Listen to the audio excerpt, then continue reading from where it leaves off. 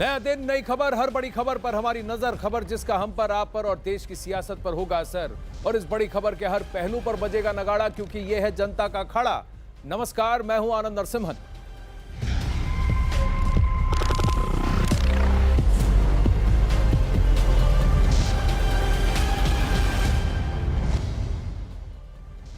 प्रधानमंत्री नरेंद्र मोदी जी की नई कैबिनेट बनकर तैयार हो चुकी है। राष्ट्रपति भवन में हुए कार्यक्रम में कल 43 मंत्रियों ने शपथ ली। केंद्रीय कैबिनेट में नई जिम्मेदारी मिलने के बाद आज कई मंत्रियों ने अपने मंत्रालय का कार्यभार भी संभाल लिया है।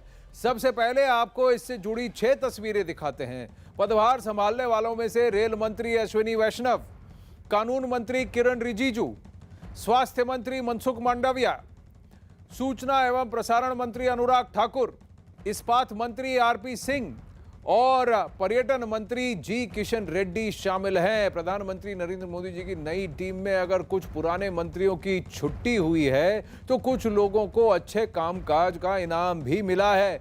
ऐसे ही मंत्री हैं किरण रिजिजू और अनुराग ठाकुर।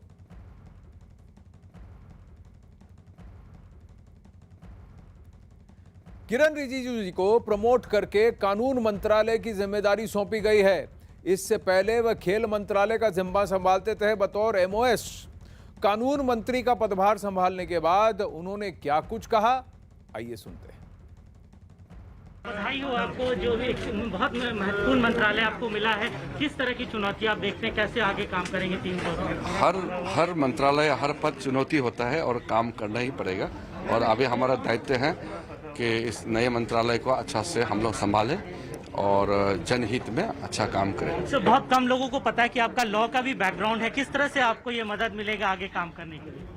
मेहनत करना पड़ेगा, कहीं भी रहो हम लोग को मेहनत करना है, काम करना है। दिल्ली यूनिवर्सिटी की बहुत सारी यादें होंगी क्योंकि आप यहीं के पढ़े हैं, आपने LLB वहीं से किया है। किस तरह से क्या वापस अपने अल्मा मैटर में जाकर चीज़ों को याददाश्त को दोबारा अपने लॉ पढ़ाई करते समय जितने भी साथी हैं, अभी भी हैं, बहुत लोग हैं, 1-2 गुजर गए हैं, ज़्यादातर अभी भी हैं और मिलेंगे। बीच बीच में मिले हैं लेकिन अब ज़्यादा मिलना हो सकता है। स्पोर्ट्स मिनिस्टर के तौर पे आपने बहुत अहम भूमिका निभाई है। ओलंपिक्स भी आने वाले हैं। किस तरह का कंट्रीब्यूशन आप देखते हैं अपने पुराने मंत्रालय और कॉलीग के साथ? जहाँ भी रहेंगे काम ही करना है, तो चाहे वो स्पोर्ट्स मिनिस्ट्री हो या कानून मंत्रालय, काम करना है। वहाँ भी हम लोग का टीम अच्छा रहा, यहाँ भी अच्छा टीम है, काम करेंगे। कार्यभार संभालने के साथ साथ अब प्रकरण यह होगा कि धीरे धीरे राष्ट्रीय अध्यक्ष बीजेपी के जो है जेपी नड्डा जी, उनके साथ पहले चर्चा होगी, फिर प्रधानमंत्री नरेंद्र मोदी जी के साथ चाय होगी, फिर साथ में काउंसिल ऑफ मिनिस्टर्स की मीटिंग आज शाम को 7 बजे होगी। तो ये संगठन का काम, सरकार का काम जो है वो आज से ही चल रहा है। जैसे अंग्रेजी में कहते हैं, हिट द ग्राउंड रनिंग। और सबसे बड़ी चैलेंज ये होगी, अरुण सिंह जैसे हमारे साथ जुड़ रहे हैं, अरुण सिंह, कि इन्हें अब बैटिंग करनी होगी 10 के औसत से, क्योंकि आस्किंग रेट अभी पहली गेंद से ही 10 का है। तो यानी कि और समय इनके पास कम है। हर किसी को अब, क्योंकि वो कर्मठ हैं, काबिल हैं, इसलिए उनको आगे मौका दिया गया है। पर अब उनको दिन में 24 घंटे हैं तो 26 घंटे काम करना पड़ेगा, उस रफ्तार से काम करना पड़ेगा। देखिए आनंद, यही वजह है कि देखिए प्रधानमंत्री ने एक निर्देश भी जारी किया है अपने सारे मंत्रियों को जो नए बने हैं कि 15 अगस्त तक आप दिल्ली में ही रहिए, अपने मंत्रालय का कामकाज सीखिए, समीक्षा करिए, समझिए कि कैसे काम होता है, प्राथमिकताएं तय करिए, अफसरों के साथ बैठक करिए, दिशा निर्देशों का पालन करिए। कोविड के ज़माने में आपने देखा कि पिछले 1.5 से 2 साल इस तरह से निकले हैं कि आप आर्थिक गतिविधियां ठप रही हैं, तो सरकार की योजनाओं को ज़मीन पर उतारना बहुत मुश्किल हो गया, क्योंकि जो तंत्र होता है वो उस तरह से काम नहीं कर पाया जैसे वो कर पाता है। और इसलिए सरकार जो चाहती थी, जो उसका अभिष्ट था, जो उसका लक्ष्य था, उसमें कहीं ना कहीं कमी रह जाती है, क्योंकि जब सिस्टम आपको सपोर्ट नहीं करता है, ग्राउंड पे स्थिति खराब है। आप स्वच्छ भारत अभियान की बात कर लीजिए, चाहे आप गंगा की सफाई की बात कर लीजिए, कौशल विकास की बात कर लीजिए, रोजगार की बात कर लीजिए, स्वास्थ्य की बात कर लीजिए, लेकिन जब देश में कोरोना के लिए रिस्ट्रिक्शंस इतने सारे थे, लोग हैरान परेशान थे, वैसे में सरकार की योजनाओं को अमली जामा पहुंचाना या उनकी गति, चाहे आप सड़क निर्माण की बात कर लीजिए, सारी गतिविधियां जो है उनमें सुस्ती आना स्वाभाविक है। और इसलिए चूंकि 2 साल का वक्त गुजर गया है और 2 साल बाद ही चुनाव की हाट शुरू हो जाती है। 2024 में चुनाव, 23 से ही उसका समा बनने लगता है, माहौल बनने लगता है। इसलिए इन अधिकारियों को, कर्मचारियों को, नेताओं के साथ, जो मंत्री नए बने हैं उनके साथ मिलकर के जो प्रधानमंत्री की प्राथमिकताएं हैं, जो सरकार की प्राथमिकताएं हैं, जो मंत्रालयों की प्राथमिकताएं हैं, उनको तेज गति से आगे बढ़ाना होगा। जी, कई सारे आंकड़े हैं जो मैं आपके साथ शेयर करना चाहता हूं यहाँ अखाड़ा में, लेकिन फिलहाल यतेंद्र शर्मा ने बात की है अश्विनी वैष्णव जी से। ठीक है, एक मिनट, कहाँ गए? रेल मंत्री और आईटी संचार मंत्री अश्विनी वैष्णव जी, क्या प्राथमिकता रहेंगी आपकी? रेल को लेकर भी काफी समस्याएं देश में रहती हैं। मैं आपके साथ बैठूंगा डिटेल में, लेकिन देश की जनता को तो बताइए ना, क्या प्राथमिकता क्या रहेंगी? सर, पहला दिन है आपका। सेफ्टी सबसे पहली प्राथमिकता है जी, और ट्विटर को लेकर, क्योंकि डेडलाइन निकल गई, कानून को फॉलो नहीं कर रहे हैं। देश के कानून को सबको फॉलो करना पड़ेगा। ये हैं रेल मंत्री और आईटी संचार मंत्री, जिनका कहना है कि रेल को लेकर जो सुविधाएं वो देंगे, लेकिन ट्विटर को लेकर साफ उन्होंने कहा कि देश के कानून को सभी को पालन करना पड़ेगा। कैमरामैन विकास ठाकुर के साथ यतेंद्र शर्मा, दिल्ली, न्यूज 18 इंडिया। बतौर रेल मंत्री कार्यभार संभाला, बतौर आईटी मंत्री कार्यभार संभाला अश्विनी वैष्णव जी ने, जो खुद एक आईएएस हैं और प्रधानमंत्री नरेंद्र मोदी जी की ड्रीम टीम में अभी इन्हें शामिल किया गया है और ये अब सीधा कैबिनेट में शामिल हुए हैं। दो बहुत ही इंपॉर्टेंट मंत्रालय हैं। रेल मंत्रालय इससे पहले पीयूष गोयल जी के अधीन था और रविशंकर प्रसाद जी आईटी मिनिस्टर थे। अब ये दोनों मंत्रालय, ये दोनों पोर्टफोलियोज अश्विनी वैष्णव जी के पास गए हैं और जहां उन्होंने कहा कि रेल मिनिस्ट्री में कार्यभार संभालते ही उन्होंने कहा प्राथमिकता सेफ्टी की होगी। दूसरा ये कहा कि देश के कानून का हर किसी को पालन करना पड़ेगा। मैं आपसे विस्तार में बात करूंगा, लेकिन फिलहाल तो बस इतना ही। कहीं ना कहीं सब चेत जाएं कि भाई काम है और देश के कानून को पालन सबको करना पड़ेगा। विकास की इस दौड़ में रन रेट जो है, मैं जैसे ही कहता हूं 10 का औसत है, आपको इसको बना के रखना पड़ेगा। अब तक वित्त राज्य मंत्री रहे अनुराग ठाकुर को अब सूचना और प्रसारण मंत्री के अलावा खेल मंत्री भी बनाया गया है।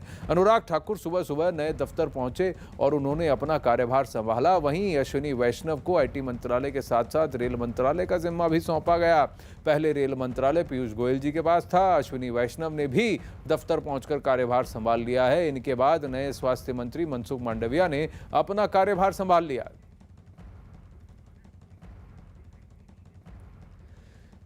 अब दिल्ली से अब मिनिस्टर डॉक्टर हर्षवर्धन के जाने के बाद मीनाक्षी लेखी जी अब एमओएस एक्सटर्नल अफेयर्स हैं, उनसे बात की विक्रांत यादव ने।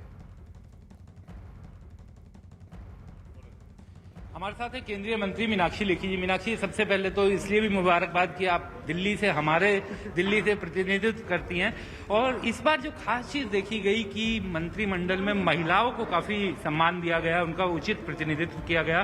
कहा यह भी जा रहा है कि ये पहला मंत्रिमंडल है जिसमें इतनी महिलाएं हैं। मैं इसके लिए प्रधानमंत्री जी का आभार व्यक्त करना चाहती हूँ और धन्यवाद, क्योंकि आप भी मुझे बहुत पुराना जानते हैं, मैं भी आपको बहुत पुराना जानती हूँ और हम दोनों का इतिहास है। काम हमने बहुत किए होंगे, लेकिन सशक्त महिलाओं को लेकर बहुत काम किया। तो अब तक जितने प्रधानमंत्री रहे वो महिला सशक्तिकरण की बात करते रहे और भारत में पहले प्रधानमंत्री मोदी जी बने जिन्होंने सशक्त महिलाओं को उनकी योग्यता अनुसार काम देने का काम किया, जिससे देश सशक्त हो, समाज सशक्त हो। तो हृदय से प्रधानमंत्री जी का आभार कि उन्होंने इतना बड़ा निश्चय और निर्णय जो है वो हम सबके सामने रखा है और समाज के लिए भी एक उदाहरण है कि महिलाएं अगर निर्णायक भूमिका में रहती हैं और चाहे परिवार के निर्णय हो, चाहे समाज के निर्णय हो या देश के निर्णय हो, नतीजा बेहतर ही होगा, क्योंकि उनकी भागीदारी से एक अलग किस्म की सोच टेबल पे आती है जो कि जेंडर लेस सोसाइटी होना चाहिए, लेकिन जेंडर थिंकिंग प्रोसेसेस अलग होती हैं। तो चाहे शौचालय की बात हो, तो प्लानिंग में कभी शौचालय हिस्सा नहीं होगा अगर पुरुष बना रहे हैं शहर, लेकिन महिलाएं उसमें रहेंगी तो वो कहेंगी कि भैया शौचालय किधर है, वो सबसे पहली ज़रूरत है। छोटी सी चीज़ें हैं, लेकिन रोशनी किधर होनी चाहिए, दरवाज़ा किधर होना चाहिए, इन चीज़ों में भी घर परिवार से लेकर सब पूरे समाज में योगदान रहता है। और ऐसी बड़ी सोच हमारा जो नेतृत्व है प्रधानमंत्री जी के रूप में उनका है। तो अंग्रेजी शब्द इस्तेमाल करूं तो इंस्पिरेशनल लीडरशिप हम सबके सामने है और उस इंस्पिरेशनल लीडरशिप को सलाम, और साथ में वो इंस्पिरेशन हमारी रहे और हमारे आगे के जो दिशा निर्देश हैं और पथ प्रदर्शन है वो मिलता रहे। मैम, आपने अभी एक बात की कि घर, समाज और देश की बात की, लेकिन प्रधानमंत्री जी ने तो अब आपको विदेश की भी जिम्मेदारी दे दी। विदेश की जिम्मेवारी भी देश की ही जिम्मेवारी है। मैं विदेश का अगर मेरे को काम दिया है तो वो समझिए कि देश हित में ही दिया है, तो प्राथमिकता देश ही है। और अपने देश का नेतृत्व जो है वो पूरे विश्व में उसका परचम फैले, और साथ ही जो हमारी ज़रूरत है उसके लिए हमें अपने मित्र देशों से सहायता मिले। तो ये आदान प्रदान अच्छे लोगों के बीच चलता रहना चाहिए, समाज में भी, परिवार में भी और देश में भी। तो वही जिम्मेवारी है। बस एक अंतिम सवाल मैम, ये देखा गया आप चूंकि राजनीति में तो हैं ही, लेकिन उससे पहले आप वकील हैं, लंबे समय से वकालत कर रही थी। मोदी मंत्रिमंडल में ये देखा गया है कि कई ऐसे मंत्री शामिल हुए, मौका दिया गया जो विशेषज्ञ हैं अपने अपने क्षेत्रों के, तो उसका कोई खास लाभ मिलता है मंत्रालयों को, ज़्यादा बेहतर तरीके से काम होता है? देखिए, जो एक्सपर्टीज़ है, और मैंने कल ये बात कही भी थी कि मेरिटोक्रेसी और हार्डवर्क, मतलब आपकी काबिलियत और मेहनत, इन दो विषयों को देखकर अगर आपको कोई भी प्रभार दिया जाता है तो वो काम बेहतर होना ही है, क्योंकि व्यक्ति को अगर विषय की जानकारी है तो वो अपना दिमाग भी इस्तेमाल करेगा औरों के साथ बैठकर। और एक एक्सपर्ट होने के नाते वो खालिस नेता नहीं है, वो टेक्नीशियन है, टेक्निकल व्यक्ति है। तो टेक्निकल चीज़ों को समझना या रास्ते निकालना, उन सब में सहयोग मिलता है। और न्याय भी यही है कि काबिलियत के अनुसार लोगों को पदभार मिले और देश की सेवा में बेहतरी हो। बहुत बहुत शुक्रिया और शुभकामनाएं। कैमरामैन सुनील सागर के साथ विक्रांत यादव, न्यूज़ 18 इंडिया, दिल्ली। विक्रांत यादव की बातचीत मीनाक्षी लेखी जी के साथ, जिन्होंने कहा देखिए महिला होने से पर्सपेक्टिव अलग होता है, एक नज़रिया, दृष्टिकोण अलग होता है, कहाँ से एक सोच आती है किसी चीज़ के बारे में, प्लानिंग के बारे में, उससे भी फ़र्क पड़ता है। और दूसरी बात उन्होंने कही कि देखिए अगर आपकी काबिलियत को कोई सराहे और उस काबिलियत की वजह से आपको कार्यभार दिया जाए तो फिर काम करने की लगन और काम करने में भी और मज़ा आता है, और कहीं ना कहीं आपकी मेहनत का फल आपको मिला है, ऐसा भी आपको एहसास होता है। ये जो तस्वीरें हैं ये जी किशन रेड्डी जी की यहाँ से तस्वीरें हैं, जहाँ पर इन्होंने कार्यभार संभाला। मीनाक्षी लेखी जी भी मौजूद थी, जी किशन रेड्डी भी मौजूद हैं। इनका भी बहुत प्रमोशन हुआ है MOS होम से, अब इन्हें बहुत ही इंपॉर्टेंट कार्यभार मिला है जो कि कल्चर और टूरिज्म की मिनिस्ट्री जो है, और साथ ही नॉर्थ ईस्ट का कार्यभार भी इन्हें दिया गया है। वहीं मोदी कैबिनेट में RK सिंह जी को राज्य मंत्री से प्रमोट कर ऊर्जा मंत्रालय की जिम्मेदारी सौंपी गई है। पदभार संभालने के बाद उन्होंने क्या कहा, ये सुनते हैं। हमारे साथ हैं केंद्रीय मंत्री RK सिंह साहब। सर, कुछ मंत्रियों को पद से हटा दिया गया, लेकिन आप उनमें से एक हैं जिनको पदोन्नति मोदी सरकार के दूसरे जो फेरबदल हुआ है उसमें मिली है। क्या खास कारण रहे कि आपके कामकाज से सरकार, प्रधानमंत्री इतने खुश हैं? देखिए, प्रधानमंत्री जी ने हम पर भरोसा जताया है, इसके लिए मैं उनको धन्यवाद देता हूं, और हम लोग इस भरोसे पर खरे उतरेंगे। और प्रधानमंत्री जी की अगुवाई में देखिए हम लोगों ने ये बिजली क्षेत्र में एकदम बिल्कुल आमूल परिवर्तन ला दिया। प्रधानमंत्री जी की अगुवाई में हम लोगों ने हर गांव को कनेक्शन दिया, करीब 18,000 से ज़्यादा गाँव थे, लाखों मजरे थे, सबको कनेक्ट किया। और जो समय दिया था प्रधानमंत्री जी ने 1000 दिन, हमने 987 दिन में कर दिया। उन्होंने एक लक्ष्य हमको दिया था कि साहब, हम लोगों को दिया था कि हर घर तक हम बिजली पहुंचा दें, वो हमने 18 महीने में कर डाला, और 2 करोड़ 80 लाख घरों को। और इतने बड़े पैमाने पर इतने कम समय में हम कनेक्शन 2 करोड़ 80 लाख घरों को दिए, ये दुनिया में कभी नहीं हुआ। ये इंटरनेशनल एनर्जी एजेंसी का कहना है। इसके अतिरिक्त हम लोगों ने देश को पावर सरप्लस में बदल दिया है, पूरे देश को एक ग्रिड में जोड़ दिया है। अब बिजली की कमी होने का कहीं कोई प्रश्न ही नहीं है। जिस राज्य को जितना बिजली चाहिए उतना वो ग्रिड से ले सकता है। डिस्ट्रीब्यूशन सिस्टम को हमने मजबूत कर 2700 नए डिस्ट्रीब्यूशन ये सब स्टेशन हमने खड़े किए। 3900 डिस्ट्रीब्यूशन सब स्टेशन को हमने मजबूत किया, हमने पूरा एकदम आमूल परिवर्तन कर दिया। अब हम उसको मॉडर्नाइज करने जा रहे हैं। जी, तो RK सिंह जी कह रहे हैं कि अब ये जो प्रक्रिया है पावर सिस्टम के अंदर ऊर्जा मंत्रालय में, इसको मॉडर्नाइज करने की प्रक्रिया है, और काफ़ी सारे काम करने बाकी हैं। अगर आप सस्टेनेबल डेवलपमेंट की बात करें तो फिर ऑल्टरनेटिव सोर्सेज की कैसे हम तेल और कोयले को खपाए बिना पानी से, हवा से बिजली उत्पन्न कर सकें और फिर उस तरफ आगे जाकर और सक्रिय हों। वहीं मंत्रिमंडल में अलग अलग जातियों और अलग अलग राज्यों की नुमाइंदगी का भी ध्यान रखा गया है और कई नए चेहरों को भी मंत्रिमंडल में जगह दी गई है। सबसे अहम बात यह है कि कैबिनेट में जातीय समीकरणों का भी खास ध्यान रखा गया है और पहली बार किसी प्रधानमंत्री के कैबिनेट में ओबीसी समुदाय से आने वाले 27 मंत्रियों को जगह मिली है। देश के इतिहास में ये अब तक का सबसे बड़ा आंकड़ा है। 12 दलित समुदाय से आने वाले नेताओं को मंत्री बनाया गया है, जिनमें से 3 कैबिनेट मंत्री बनाए गए हैं, जबकि अल्पसंख्यक समुदाय के 5 नेताओं को मंत्रिमंडल में जगह दी गई है। इसके अलावा 11 महिलाओं को भी प्रधानमंत्री जी की कैबिनेट में शामिल किया गया है। कैबिनेट विस्तार के दौरान युवाओं को खास तरजीह दी गई है। कुल मंत्रियों में से 14 मंत्री ऐसे हैं जिनकी उम्र 50 वर्ष से कम है। इनमें से सबसे छोटी आयु के तो निशित प्रमाणिक हैं, जो कि एमओएस होम है, सिर्फ 35 वर्ष की उम्र में। अनुप्रिया पटेल जी भी जो हैं अपना दल की, वो 37 वर्ष की हैं। डॉक्टर भारती पवार हैं डिंडोरी महाराष्ट्र से, जो 42 वर्ष की हैं।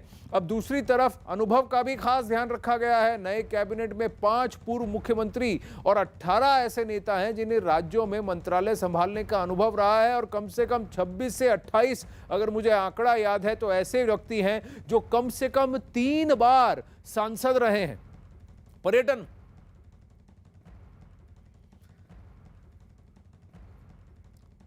रेल राज्य मंत्री राव साहब दानवे पाटिल से बात कर रहे हैं यतेंद्र शर्मा, आइए सुनते हैं। चलो, रेल राज्य मंत्री पाटिल साहब हमारे साथ है। राव साहब, क्या प्राथमिकता की रेल को लेकर बड़ी शिकायतें देश में रहती हैं, लाइफलाइन मानी जाती है, लेकिन शिकायतें अभी भी हैं। मुझे ऐसा लगता है कि आम लोगों का व्हीकल है ये, आम लोगों से संबंध आता है, उनकी जो भी समस्या होती है वो डिपार्टमेंट के ब्रीफिंग के बाद उसमें जो भी तालमेल बिठाने वो तालमेल बिठाने का कोशिश करूंगा और मोदी जी के नेतृत्व में हम अच्छी तरह से रेल में काम करेंगे। लेकिन जो बुलेट तेजी से मोदी सरकार ने भगाई थी कि सरकार उसी हिसाब से चलेगी, बुलेट आएगी, अपोजिशन आज भी सवाल उठा रहा है। मुझे ऐसा लगता है अपोजिशन का सवाल उठाना काम होता है उनका, उनकी क्या जिम्मेदारी क्या है, उन पर कुछ नहीं है। लेकिन उनके समय में ना तो बुलेट ट्रेन हुई, ना तो सेंट्रल विस्टा हुआ, ना इस देश के कुछ अच्छे काम हुए, इसलिए वो टीका टिप्पणी करने में उनका समय बिता रहे। लेकिन मोदी जी के नेतृत्व में हमारी सरकार बहुत अच्छा काम कर रही है। धन्यवाद। ये राव साहब पाटिल साहब, जिनका साफ तौर पर कहना है कि सरकार बहुत तेजी से काम करेगी, अपोजिशन काम है केवल सवाल उठाना। कैमरा पर्सन विकास ठाकुर के साथ यतेंद्र शर्मा, दिल्ली, न्यूज 18 इंडिया। यतेंद्र विक्रांत सक्रिय हैं हर किसी से बातचीत करने में और जैसे जैसे इनकी बातें होंगी मंत्रियों के साथ, जो कि अभी अभी इनको कैबिनेट में शामिल किया गया है, वो सब पहुंच रहे हैं बीजेपी के पार्टी हेडक्वार्टर्स एक चर्चा के लिए राष्ट्रीय अध्यक्ष जेपी नड्डा जी के साथ। हम वैसे आपको वो आपके समक्ष लाते रहेंगे। लेकिन वहीं पर्यटन मंत्री जी किशन रेड्डी ने अपना कार्यभार संभाल लिया है, पदभार संभाल लिया है। कुछ देर पहले वो अपने मंत्रालय पहुंचे और पूजा पाठ करने के बाद उन्होंने अपना पदभार ग्रहण किया। किशन रेड्डी टूरिज्म मिनिस्ट्री का प्रभार संभालने आए हैं। उसके पहले देखिए किस तरह से वैदिक मंत्रोच्चार के साथ जो पंडित हैं वो यहाँ पर पूजा पाठ कर रहे हैं और यहाँ पर देखिए गुलदस्ते के जरिए, नारियल के जरिए और फूलों के जरिए एक जो है कलश पर्यटन मंत्रालय की तरफ आगे बढ़ रहा है। जी किशन रेड्डी एमओएस होम थे, लेकिन अब उनको कैबिनेट मिनिस्टर का दर्जा दिया गया और उसके बाद वो चार्ज लेने पहुंचे हैं। उसके पहले किस तरह से देखिए यहाँ पर पूजा पाठ किया जा रहा है ताकि उनके मंत्रालय टूरिज्म, कल्चर, इस तरह के मंत्रालय उनको संभालने हैं और इसलिए एक संस्कृति जो उनकी रही है, जिस तरह से वो पूजा पाठ पहले भी करते रहे हैं, उसी को आगे बढ़ाते हुए इस मंत्रालय का चार्ज संभालने से पहले वो पूजा पाठ के जरिए ब्राह्मणों के मंत्रोच्चार के बीच अपना कामकाज संभालने आए हैं। कैमरामैन राकेश नेगी के साथ Arun Singh, news 18 India, Delhi. Tourism ministry एक बड़ी चुनौती है क्योंकि कोरोना वायरस के बाद सब लोग ऐसे स्पॉट पे जा रहे हैं जहां टूरिज्म बहुत ज़्यादा है। कैसे सर इसको कैसे? एक बार हमारा डिपार्टमेंट के अधिकारियों से, हमारा मंत्री जी से बात करने के बाद हम जो प्रधानमंत्री जी आदेश पर जो भी होगा देश के हित के लिए, टूरिज्म इम्पोर्टेंट बढ़ाने के लिए जरूर करेंगे। लेकिन सर जिस तरह से लोग जा रहे हैं टूरिस्ट स्पॉट पे, ये कोरोना के लिए खतरा नहीं है? नहीं, बिल्कुल, एक बार रिव्यू करने के बाद बताऊंगा। टूरिज्म के साथ साथ कल्चर का प्रभार भी इनके पास है और कहीं ना कहीं नॉर्थ ईस्ट को भी इनके साथ जोड़ दिया गया है और उनको ये कार्यभार दिया गया है। तो बहुत बड़ा प्रमोशन है जी किशन रेड्डी जी के लिए, पर इन्होंने काम भी किया है और काम अब बहुत ज़्यादा करना ज़रूरी है। हर किसी मंत्री के पास का समय नहीं होगा कि वो आके सेटल हो जाएं, कुछ दिन आराम कर लें, उसके बाद देखें फाइलें खोलेंगे, ऐसा नहीं है। उनको इंस्ट्रक्शन ये दिया गया है कि 15 अगस्त से पहले आपका पूरा सेट हो जाना चाहिए। आपकी नेट प्रैक्टिस के साथ साथ आपको फिर मैच खेलना भी शुरू कर देना चाहिए, क्योंकि मैं चाहता हूं और ऐसा लग रहा है कि क्वार्टर बाय क्वार्टर इन सब से अब रिपोर्ट कार्ड मांगी जाएगी। अरुण, निश्चित रूप से देखिए, ये जो कवायद हुई है, मंत्रिमंडल में फेरबदल हुआ है और कुछ बड़े विकेट गिरे हैं, उसका एकमात्र आधार प्रदर्शन रहा है। और ये बात इसलिए भी बहुत ज़रूरी है समझना। पिछले कुछ दिनों में आनंद, आप भी लगातार एंकरिंग करते हुए सवाल पूछते थे कि बीजेपी में बैठकों का दौर चल रहा है प्रधानमंत्री आवास पर, जेपी नड्डा के घर पर, कभी राजनाथ सिंह जा रहे हैं, कभी नितिन गडकरी जा रहे हैं, कभी बीएल संतोष जा रहे हैं, कभी संगठन की बैठक हो रही है, कभी सरकार के मंत्रियों की बैठक हो रही है, कभी प्रधानमंत्री आवास में हो रही है, कभी नड्डा के घर पर हो रही है और कभी अमित शाह के घर पर हो रही है। उसकी वजह यही थी कि बहुत सोच विचार के ब्रेन स्टॉर्मिंग सेशन के बाद सब कुछ देख करके, सारे मंत्रालयों की समीक्षा करके कि उनमें क्या विवाद रहे, उनकी अचीवमेंट्स क्या रही, आगे क्या करना है, उसको क्या ये मंत्री कर पाएंगे या किसी नए मंत्री की ज़रूरत है, एक नई सोच की ज़रूरत है। जैसे ज्योतिरादित्य सिंधिया को उड्डयन मंत्रालय दिया गया है, उसके पीछे सरकार ने बताया कि एक नए आइडिया की ज़रूरत है।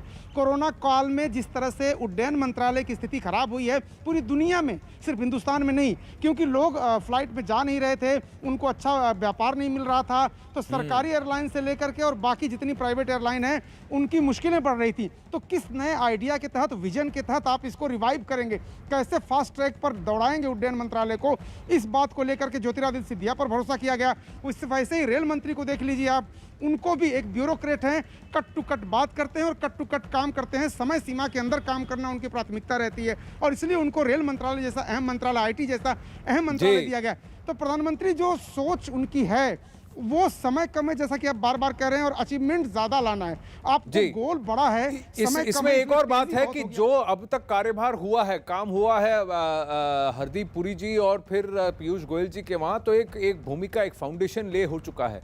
अब आपको इसको आगे लेके जाने की जरूरत है। ज्योतिरादित्य सिंधिया जी की बात आपने कही, देखिए एयर इंडिया का डाइवेस्टमेंट जो है बहुत बड़ा चैलेंज है, छोटी बात नहीं है। 100 से ज्यादा ऐसे एयरपोर्ट हैं जो कि उड़ान स्कीम के अंदर भारत देश भर में इनको सक्रिय करना जरूरी है और इसका डेडलाइन भी 2024 है। कई सारे एयरपोर्ट्स हैं जिन पर काम रुका हुआ है, कहीं स्टार्ट नहीं हुआ है। कई सारी लोकल डोमेस्टिक एयरलाइंस, कनेक्टिविटी को बढ़ाना और टिकट की दर को इतना गिरा देना कि ट्रेन की जगह आप प्लेन में भी उड़ सकें और जिसने आज तक कभी प्लेन सिर्फ हवा में देखी है वो प्लेन में बैठ सके, ऐसा आप एक मॉडल तैयार करें। बहुत बड़ी चुनौती है, छोटी बात नहीं है। और कहीं ना कहीं इतिहास भी बता दे कि माधवराव सिंधिया जी कभी सिविल एविएशन मिनिस्टर हुआ करते थे, आज उनके सुपुत्र ज्योतिरादित्य सिंधिया भले किसी दूसरी सरकार में हो, लेकिन वो भी सिविल एविएशन मिनिस्टर का पदभार संभाल चुके हैं। अखाड़ा मिलेंगे एक छोटा सा ब्रेक, बने रहिए। प्रधानमंत्री नरेंद्र मोदी जी की टीम तैयार है। अखाड़ा में आपका एक बार फिर स्वागत है और मैं आपको यह बताना चाहूंगा कि अब तक आजाद भारत का ये सबसे युवा मंत्रिमंडल है। इसकी एवरेज एज 56 वर्ष की है और इसमें सबसे कम उम्र के जो एमओएस हैं वो एमओएस होम है, निश्चित प्रमाणिक, जो सिर्फ 35 वर्ष के हैं। तो यहां पर एज, अनुभव के साथ साथ एक युवा ऊर्जा भी इस कैबिनेट, इस मंत्रिमंडल में है। कल जिन लोगों को मंत्री बनाया गया उनसे ज्यादा चर्चा उन चेहरों की हो रही है जिनकी मंत्रिमंडल से विदाई हो गई। कैबिनेट से बाहर होने वालों में कुछ बड़े नाम भी शामिल हैं। कई लोग तो इन नामों के देखकर चौंक भी गए। रविशंकर प्रसाद जी का नाम शामिल है। रविशंकर प्रसाद जी अब तक कानून मंत्रालय और संचार मंत्रालय के अलावा इलेक्ट्रॉनिक्स एंड आईटी मंत्रालय भी संभाल रहे थे। इसी तरह दूसरा बड़ा नाम प्रकाश जावड़ेकर जी का है, जो पर्यावरण मंत्रालय, सूचना एवं प्रसारण मंत्रालय के अलावा भारी उद्योग मंत्रालय को भी संभाल रहे थे। बतौर शिक्षा मंत्री नई शिक्षा नीति बनाने वाले रमेश पोखरियाल निशंक जी को भी नए मंत्रिमंडल में जगह नहीं मिली। सामाजिक न्याय और सशक्तिकरण मंत्रालय संभालने वाले थावरचंद गहलोत भी मंत्रिमंडल विस्तार से पहले ही इस्तीफा दे चुके हैं। उनसे इस्तीफा ले लिया गया और फिर उन्हें बतौर कर्नाटक का राज्यपाल भी उनको पद दे दिया गया। अब वहीं स्वास्थ्य मंत्रालय समेत 3 बड़े मंत्रालय संभालने वाले डॉक्टर हर्षवर्धन को भी नए मंत्रिमंडल में जगह नहीं दी गई। श्रम मंत्रालय का स्वतंत्र प्रभार संभाल रहे संतोष गंगवार जी को भी इस्तीफा देना पड़ा। पर्यावरण मंत्रालय में राज्य मंत्री की हैसियत से काम कर रहे बाबुल सुप्रियो को भी कैबिनेट में जगह नहीं मिली। 2 अहम मंत्रालय में राज्य मंत्री की जिम्मेदारी संभाल रहे रतनलाल कटारिया से भी इस्तीफा ले लिया गया। जिन मंत्रियों को नए मंत्रिमंडल में जगह नहीं मिली उनमें प्रताप चंद्र सारंगी, देवश्री चौधरी और संजय धोत्रे भी शामिल हैं। प्रधानमंत्री नरेंद्र मोदी की नई कैबिनेट में 7 नाम ऐसे भी हैं जिनको प्रमोशन दिया गया है। तो ये तो डिमोशन वाले चेहरे हैं जो अभी आपके साथ हैं। अब आइए उनका देखते हैं जिनका प्रमोशन हुआ है। ये पहला चेहरा है किरण रिजिजू। इन मंत्रियों को प्रमोशन दिया गया है, उनमें किरण रिजिजू, अनुराग ठाकुर, पुरुषोत्तम रूपाला जी, मनसुख मांडविया जी, आर.के. सिंह जी, हरदीप सिंह पुरी और जी किशन रेड्डी के नाम शामिल हैं। वित्त राज्य मंत्री अनुराग ठाकुर को अब सूचना एवं प्रसारण मंत्री बना दिया गया है। साथ ही वो स्पोर्ट्स मिनिस्टर भी होंगे, खेल मंत्रालय भी उनके अधीन है। किरण रिजिजू को खेल राज्य मंत्री से प्रमोट कर कानून मंत्री की जिम्मेदारी सौंपी गई है। पुरुषोत्तम रूपाला कृषि राज्य मंत्री हैं, पशुपालन मंत्री बनाए गए हैं। मनसुख मांडविया को स्वास्थ्य विभाग की अहम जिम्मेदारी सौंपी गई है। ये किरण रिजिजू हैं जो अब लॉ मिनिस्टर हैं। अब इससे पहले ये विभाग डॉक्टर हर्षवर्धन जी के पास था। अनुराग ठाकुर अब आईएनबी सूचना एवं प्रसारण मंत्री हैं और साथ ही स्पोर्ट्स मिनिस्टर हैं। हरदीप पुरी जो हैं अब अर्बन हाउसिंग डेवलपमेंट मिनिस्टर हैं। मनसुख मांडविया जी के हाथ में हेल्थ और केमिकल फर्टिलाइजर्स की कमान सौंपी गई है। इन दोनों मंत्रालयों को एक्चुअली जोड़ दिया गया है। वहीं उड्डयन राज्य मंत्री रहे हरदीप सिंह पुरी को पेट्रोलियम मंत्री की जिम्मेदारी भी दी गई है, जबकि ऊर्जा राज्य मंत्री रहे आर.के. सिंह को प्रमोट कर कैबिनेट मंत्री बना दिया गया है।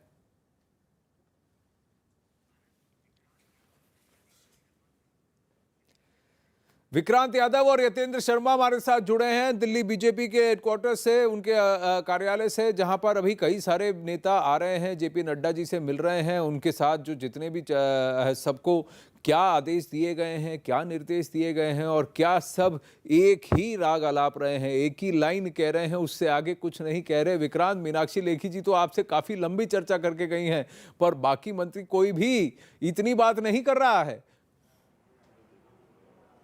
देखिए उसमें थोड़ा सा, क्योंकि मीनाक्षी लेखी जब जिन दिनों वकालत भी करती थी तो उस समय मैं सौभाग्य से कोर्ट रिपोर्टर हुआ करता था, शुरुआत ही की थी, तो काफी लंबे समय कोर्ट रिपोर्टिंग की, एक दोस्ती का वो माहौल भी हो जाता। लेकिन इसमें सबसे बड़ी बात यह है कि ज्यादातर मंत्रियों का ये कहना है कि अभी चूंकि उन्हें अपने मंत्रालय का पदभार संभालना है, एक बार कामकाज संभाल लें और उसके बाद ही उसके बारे में वो बात कर सकेंगे। आनंद, एक और चीज भी है कि प्रधानमंत्री का एक संदेश साफ रहता है कि जब आप मीडिया से बात करें तो आप क्लियर होने चाहिए और बिना काम की बातें नहीं होनी चाहिए, क्योंकि कई बार ये देखा गया कि बयानों के कारण दिक्कत भी हुई। तो उससे भी अब जो नए मंत्री हैं, ज्यादातर मंत्री टेक्नोक्रेट हैं, पढ़े लिखे हैं, वो उन सब चीजों से बचने की भी कोशिश करते हैं और उनका यही कहना है कि एक बार हम अपने मंत्रालय को पूरी तरीके से समझ लें, वहां के कामकाज को समझ लें, वहां की चुनौतियों को समझ लें, उसके बाद हम बात करेंगे। ज्यादातर मंत्रियों ने, हालांकि ये एक ठीक बात है, अच्छी बात है कि आज ही पदभार अपना संभाल लिया है। सुबह 9 बजे से लेकर के पदभार संभालना शुरू हो गया था,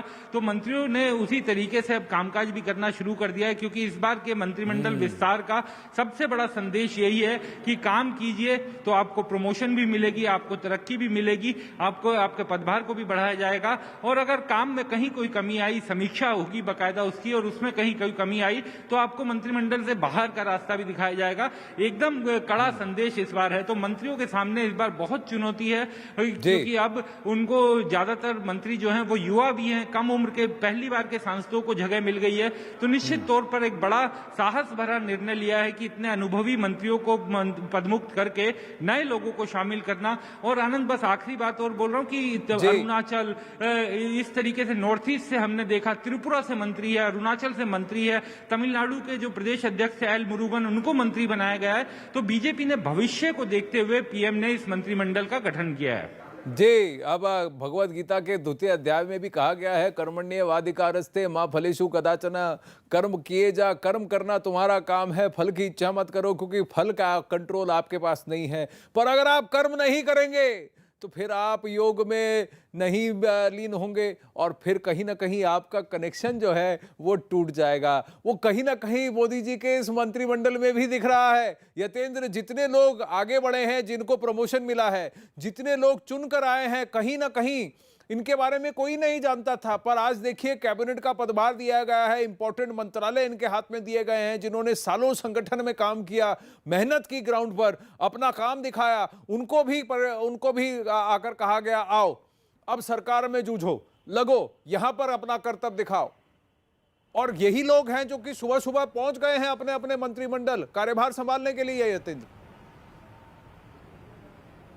देखिए बिल्कुल आनंद, अभी आपने खुद ही कहा कि साफ तौर पर गीता में लिखा है कि कर्म किए जा, फल की चिंता मत कर। जिन लोगों ने कर्म किए, जिन लोगों ने काम किया अपने मंत्रालय में, उनको प्रमोशन मिलना लाजमी था। और मोदी सरकार की एक खासियत है कि वो, जिसके बारे में कहा भी जाता है कि हर मंत्री का फीडबैक उसके मंत्रालय का फीडबैक वो रखती है। और शायद यही कारण है कि जिन जिन लोगों ने काम किया, चाहे संगठन में पहले काम किया हो या बाहर, लेकिन मंत्रालय में अच्छे काम का फायदा उन्हें मिला, उनको प्रमोशन किया गया। और ऐसे लोग भी जो संगठन से जुड़े रहे या पार्टी से जुड़े रहे, उनको भी ढूंढ कर इसमें जगह दी गई है। पूरे मोदी मंत्रिमंडल विस्तार की देखें तो वो जात की बात करें, क्षेत्र की बात करें, राज्य की बात करें, हर राज्य का, हर क्षेत्र का प्रतिनिधित्व, हर जाति का प्रतिनिधित्व यहाँ देने की बात की है। और आज जो मैसेज दिया गया है पार्टी कार्यालय का, आप देख सकते हैं यहाँ पंडित दीनदयाल उपाध्याय जी की मूर्ति है और श्यामा प्रसाद मुखर्जी की। उनको साफ तौर पर बोला गया है कि जिन मंत्रियों ने शपथ ली है, पहले वो पार्टी कार्यालय जाएं, यानी कि जो दिशा पार्टी की मिलती है, जिन लोगों ने दिशा दी है और आज जो दशा है जिनके कारण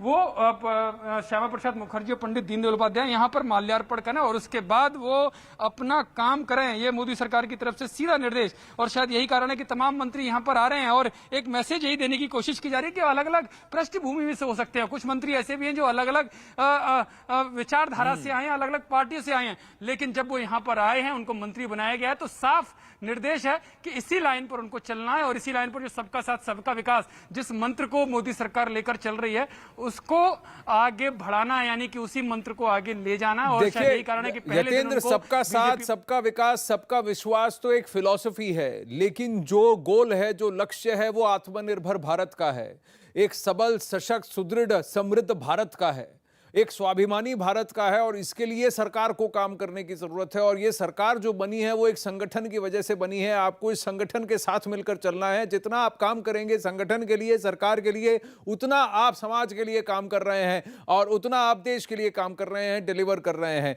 तो ये जो आइडियल है, ये बहुत कहने में तो बहुत आसान है और बहुत अच्छा लगता है, गूढ़ तंत्र लगता है, लेकिन सबसे बड़ी बात है इसको करके निभाना बहुत मुश्किल है। और इनके पास समय बहुत कम है। एक एक घंटा इनके लिए अब बहुत कीमती हो जाएगा। 15 अगस्त से पहले इनको अपने अपने मंत्रिमंडल के जो है कार्यभार ही नहीं संभालने हैं, उनको उसकी टॉप पर होना जरूरी है, क्योंकि सबका टेस्ट लिया जाएगा कि आप कितना काम करके दिखा रहे हैं और कितना डिलीवर कर रहे हैं। क्योंकि प्रधानमंत्री अपनी जनता को, अपने जिन्होंने उनको वोट कर प्रधानमंत्री बनाया है, उनको रिपोर्ट कार्ड देने में विश्वास रखते हैं। विक्रांत और यतेंद्र बने रहिए बीजेपी दफ्तर से। यतेंद्र शर्मा और विक्रांत यादव के साथ साथ मैं अब आपको सुनाना, उनकी बातों के साथ साथ आपको बताना चाहता हूं कि मोदी मंत्रिमंडल में शोभा करंदलाजे को भी शामिल किया गया है। ये कर्नाटक के फायर ब्रांड नेता हैं। उन्हें कृषि राज्य मंत्री का जिम्मा सौंपा गया है। पदभार संभालने के बाद उन्होंने किसान आंदोलन पर क्या कहा, ये सुनते हैं। किसान को समाधान करने के लिए, किसान को अच्छे करने के लिए क्या सोचना है, वो मैं स्टडी करूंगी। पूरे देश में किसान को अच्छे करने को कोशिश करूंगी। तो किस तरह से, क्या आपको लगता है जो किसान आंदोलन भी देश में चल रहा है, क्या उनका धरना प्रदर्शन खत्म होगा? होना ही चाहिए, क्योंकि किसान को समझाना चाहिए हम किसान का भला के लिए कानून लाया है। ये किसान का नाम पे कोई दूसरे व्यक्ति उधर धरना कर रहे हैं तो उसको समझाने का जरूरत तो नहीं है, क्योंकि वो सुनते नहीं है। 7-8 महीने से उधर ही बैठे हैं। इसीलिए पूरे देश में किसान को बताना है किसान को ये कानून अच्छा लेकिन शोभा जी, जो किसानों का मामला है वो कह रहे हैं कि संसद सत्र जैसे शुरू होगा वो धरना प्रदर्शन शुरू करेंगे। हर संगठन से 5 लोग यहाँ पर धरना प्रदर्शन करेंगे संसद के बाहर। इसीलिए वैसे ये पूरा पॉलिटिकली है, पॉलिटिकली मोटिवेटेड है। पूरा बाहर से भी मोटिवेट हो सकता है, इसीलिए किसान को समझाना हमारा काम है। तो क्या आप लोगों को बुलाओगे मीटिंग के लिए? हम पूरे देश में हर स्टेट में जाके ये किसान का भला ही क्या है वो बस बताएंगे।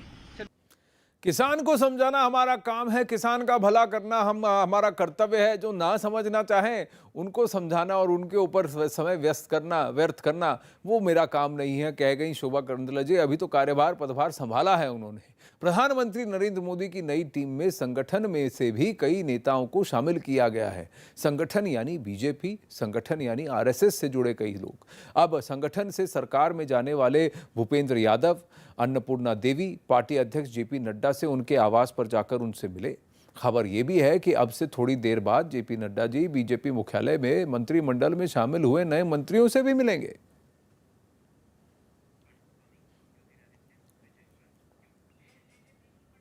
वहीं ज्योतिरादित्य सिंधिया को उड्डयन मंत्रालय की जिम्मेदारी सौंपी गई। वो थोड़ी देर में अपना पदभार संभालेंगे। उसके अलावा उन्होंने दिल्ली में, एक्चुअली वो अपना पदभार संभाल चुके हैं, उन्होंने दिल्ली में अपने आवास के बाहर मौजूद समर्थकों से भी मुलाकात की। इस दौरान उनके समर्थकों ने फूल देकर और माला पहनाकर उनका जोरदार स्वागत किया, क्योंकि वो सबके चहीते महाराज भी तो हैं।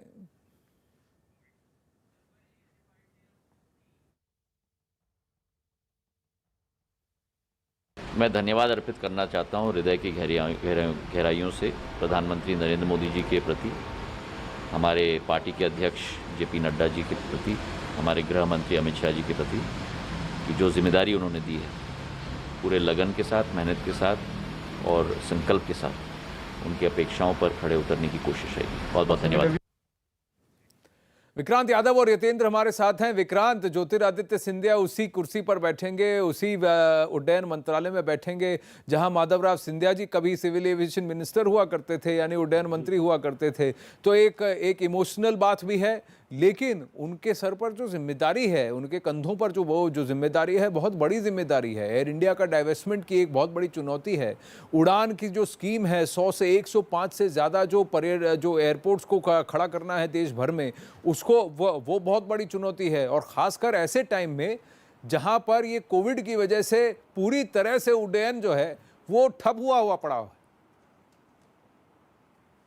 देखिए, बिल्कुल आनंद, चुनौती तो है ही, लेकिन इसी कारण एक उनके लिए ये जरूर एक गर्व की भी बात है कि जिस पद पर कभी उनके पिता बैठे थे, आज उसी पद पर वो कैबिनेट मंत्री के तौर पर उसी मंत्रालय को संभाल रहे हैं। तो निश्चित तौर पर किसी भी बेटे के लिए ये भावुक क्षण भी होगा, लेकिन उससे अब चुनौतियां कहीं ज्यादा है, क्योंकि जैसा आपने कहा, एयर इंडिया के जिस तरीके से डिसइन्वेस्टमेंट, उसके अलावा जो पायलट्स हैं उनकी कई तरह की कोविड के दौरान की समस्याएं हैं, वहां पर पैसे की कमी की भी समस्या, इन सब चीजों को सुलझाना उनके लिए बड़ी चुनौती रहेगा। और क्योंकि एक जो कहा जा रहा है कि एयरपोर्ट्स का जाल बिछाने की जो बात की जा रही है, जिस तरीके से लो फेयर एयरफेयर की बात की जा रही है, इन सब चीजों को पूरी तरीके से गति देना उनके लिए बड़ी चुनौती रहेगा। हालांकि पुराने मंत्री रहे हैं, यूपीए 2 में भी मंत्री रहे थे और उनके एक काम करने का पुराना अनुभव भी है, और राजनीतिक परिवार से आते हैं तो बचपन से भी वो सब चीजें देखा है। एक सुलझे हुए राजनीतिक के रूप में उन्हें जाना भी जाता है। और जिस तरीके से मध्य प्रदेश में जब घटनाक्रम हुआ था, उनकी जो पूरी भूमिका रही थी, उसके बाद से ये तो तय था कि वो कैबिनेट मंत्री बनेंगे, और अब उन्हें जिम्मेदारी दे दी गई है। तो निश्चित तौर पर अब आगे के लिए चुनौतियां बढ़ी है, और उम्मीद ये की जानी चाहिए कि उन्हें जो चुनौती दी अब मिली है, उसको वो पूरा करने में भी अपनी कोई कसर नहीं छोड़ेंगे। बिल्कुल बिल्कुल, और काम आसान नहीं है, लेकिन वो कर्मठ हैं। वो पहले एमओएस रह चुके हैं यूपीए की सरकार में, तो फिर उनको पता है कि कैसे कार्यभार संभालना है, अनुभवी है और प्रतिभाशाली भी हैं। तो उनके लिए भी अब एक अवसर है कि वो क्या करके दिखा सकते हैं। वो ये भी दिखा दें कि इस संगठन में बीजेपी के अंदर शामिल होकर भी उन्होंने काफ़ी काम किया है, आगे भी करना चाहते हैं। मौका अगर मिलेगा तो जो जिम्मेदारी मिलेगी उसे पूरी तल्लीनता से और ईमानदारी से निभाएंगे, ये उनका वचन है। वहीं प्रधानमंत्री नरेंद्र मोदी ने आज शाम 5 बजे कैबिनेट की बैठक बुलाई है। इसके अलावा शाम 7 बजे मंत्रिपरिषद की बैठक भी होगी।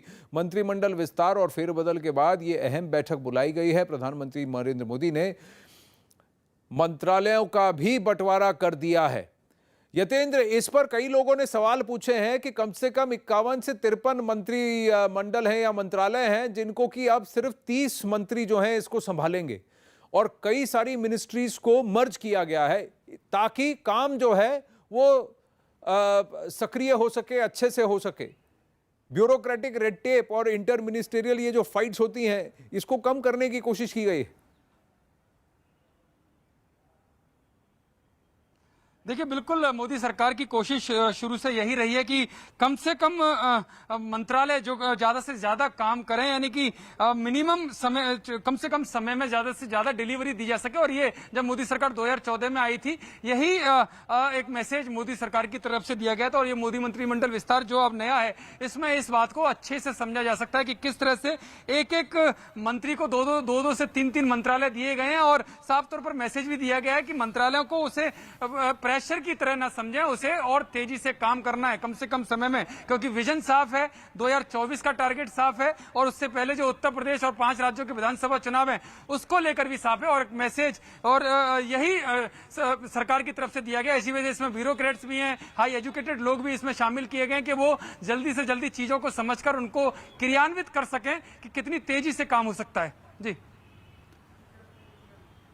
बिल्कुल। और विक्रांत, कहीं ना कहीं जिन लोगों को चुना गया है प्रोफेशनल्स भी हैं, कम से कम 28 से 30 ऐसे लोग हैं जो कि कहीं ना कहीं आईटी अलग अलग प्रोफेशन से जुड़े हुए हैं, या तो डॉक्टर हैं, आईएएस हैं, या आईटी से आए हैं, एंटरप्रेन्योर्स हैं, जिनको कि पता है कि क्या इस फील्ड में क्या करने की ज़रूरत है, और फिर वो अपनी इस टेक्निकल एक्सपर्टीज़ को अब अपने अपने मंत्रिमंडल में, अपने अपने पदभार में जो उन्होंने संभाला है उसमें भी ला सकते हैं। देखिए आनंद, अब सरकारों का कामकाज करने का तरीका पूरी तरीके से बदल गया है। डिजिटल दुनिया है, पूरी दुनिया इस समय डिजिटल होने के कारण एक आपस में एकदम छोटी कहा जा सकता है कि हम जुड़ गए हैं आपस में। तो ऐसे में अगर टेक्नोक्रेट्स, पढ़े लिखे और ब्यूरोक्रेट्स, क्योंकि उनका एक लंबा अनुभव प्रशासनिक भी रहता है और काम करने का उनका एक पहले से अनुभव है, तो एक रास्ता आसान हो जाता है। दूसरा, क्योंकि काम आपको ब्यूरोक्रेट से ही करवाना है, तो अगर कोई ब्यूरोक्रेट ही मंत्री बनता है, टेक्नोक्रेट मंत्री बनता है, तो उसे ये जानकारी है कि किस तरीके से मुझे ब्यूरोक्रेसी को हैंडल करना है, उसमें वो रास्ते निकाल सकता है। क्योंकि कई बार ये भी कहा जाता है कि ब्यूरोक्रेसी जो लाल फीताशाही है उसमें उलझ करके काम रुक जाते हैं, मंत्री को उसमें से निकलने के रास्ते नहीं निकल पाते। तो ये उम्मीद की जाती है कि जो टेक्नोक्रेट्स होंगे, ब्यूरोक्रेट्स होंगे, वो ज्यादा बेहतर तरीके से इन सब चीजों को, क्योंकि उन्होंने देखा हुआ है, रास्ते जानते हैं निकालने के, तो वो अपने काम को पूरी तरीके से अंजाम दे सकते हैं। और आपने सही कहा कि इस पूरे मंत्रिमंडल में ऐसी छाप दिखाई दे रही है। विक्रांत और यतेंद्र, बहुत बहुत धन्यवाद। अब से थोड़ी देर बाद मंत्रिमंडल के कई सारे मंत्री जो हैं वो शायद राष्ट्रीय अध्यक्ष जेपी नड्डा जी से मिलने के लिए आ सकते हैं। उसके बाद वो जाएंगे प्रधानमंत्री से चर्चा करने के लिए, जो कैबिनेट मिनिस्टर्स हैं, और शाम 7 बजे पूरा मंत्रिपरिषद है उसकी बैठक है प्रधानमंत्री का नरेंद्र मोदी जी के साथ। अखाड़ा में फिलहाल बस इतना ही। खबरों का सिलसिला जारी है। न्यूज़ 18 इंडिया पर अर्पिता के साथ बने रहिए।